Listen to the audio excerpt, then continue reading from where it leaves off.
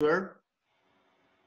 Imagine these are the foundations, how looks like the printing of the section of the foundations, the pavement, the walls. Day by day, each section is each skip is about a half a day work.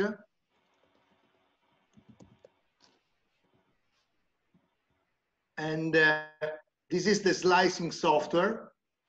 And then I show you, these are 100 hours of work.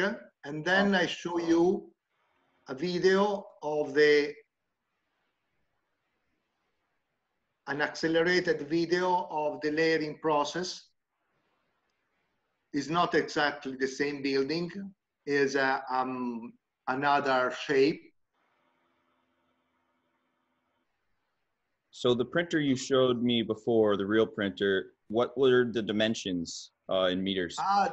That printer is the one that we delivered to Mozambique for, let's say, what I call the camping printer is 4 meters by 3 meters. It's about 12 cubic meters.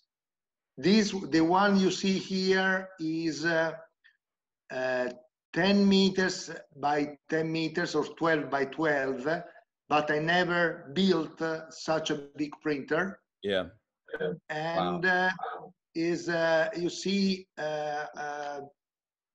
how might look like the 3D print, the home after the evacuation of the unbanned aggregates. So you see that we print not only the walls, but also the stairs and also part of the furniture and also the bed. As you see, all of that might be printed with some bas reliefs. And all this process is done totally, entirely in a digital way. I go forward quickly. Let's talk about the cost of the process.